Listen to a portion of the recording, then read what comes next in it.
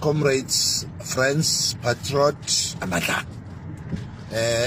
Ake sibe nalento ethi kusasa sonke sibiziwe thiwa siphelele court kusasa eThekwini kule issue ye-ANC ne-MK yani ye-logo ye-branding. Kusho ukuthi i-ANC ayikakafuni ukuthi sihlulekile. Inayo into ethi njengoba kade ishushisa umongameli wethu we-MK yayibona ekhipha isinqumo ecabanga ukuthi besifavor yona, kanti isinqumo besifavor thina njenge-MK ukuthi ubaba wethu cha ukhathe ama-tiles with ANC. Umonakala abawenzile bemningi kakhulu ngoba there are people who are moving from the ANC to MK. Inhleke leyo nto, and nepolitiki ukungayazi abantu kuyabasiza ngoba usho ukuthi amabhunu athe asikwazi ukungena kwi-GNU nani ningakanqamuli igoda nalona waye umongameli wezwe Jacob Zuma, and they did that, and we are grateful for that. Ukuthi ubaba kasuke kulento ye-ANC azi ukuthi uphethe inhlangano correct yomkhonto wesizwe. Right, kukhona lento esingeke sayibuka sayiflathela le ethi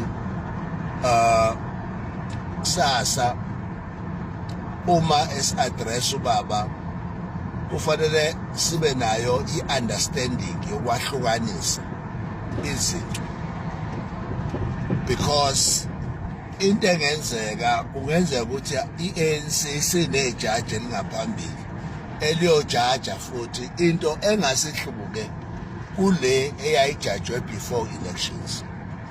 Khona kodwa lokho sikubeke ma-comrade emqondweni wethu, sazi ukuthi i-judgment uma ingasifavanga ayikho into ethi singahamba siyobhikishela ukuthi ayisifavanga.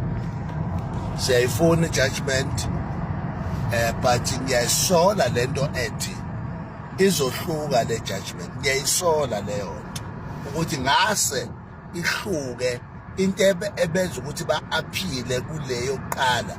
Kusho ukuthi sekukhona ubuqhetseba nobuqhophololo bejaji elizojaja elizopresida kule case esizobe sinayo kusasa. But that is my analysis.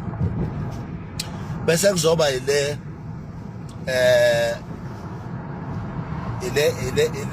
ngayizwa kahle ethi thina sizomashela ukuthi ubaba uZuma uxoshiwe kwi-ANC. Ayangizwa ke futhi ke nje cha futhi ayisho umuntu we-MK leyo.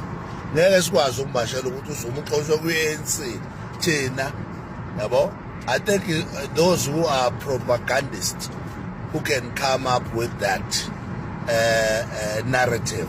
Thina sikujabulela kabi. Mina I'm free, actually I'm free ukuthi uZuma is an MK futhi angazi ukuthi ungamxosha kanjani umuntu eyi-opposition kwi-National Assembly nakwi-province uthi wena la uthi uyamxosha. Akakaze axoshwe lo muntu, kade ayihambele ubaba uZuma edila nani, edila ne-MK. So ke umxosha kanjani upresident wenye inhlangano? So kulungeleke, but anyway ama-processes ubaba i-chess yakho idlala izidide nathi-ke bafethu. Nami ibuye ingididele baba afuna ukuthi azohlulelwa wombalula. Mama labo ufikile yeni webantu. Yeah, but ke anyway ke kuyenzeka-ke ngoba nakho kwenzekile. But ke thina njenge-MK kusasa sonke asiphelele lapha yana eThekwini. Sonke ubaba uzobe khona sekuzwakele lokho addressa ngakho konke nje nangale ukuthi addressa ngecala but nje mhlambe addressa nangamacala amanye akhona ebesilokhu nje siwezwa amanye siwabuka komabonakude but now ke it's time ukuthi address. Siyabonga kasihlangane sonke kusasa ma MK niyazi ka sinamabhasi wonke umuntu uyayizela kwi MK asihlale lapho mandla.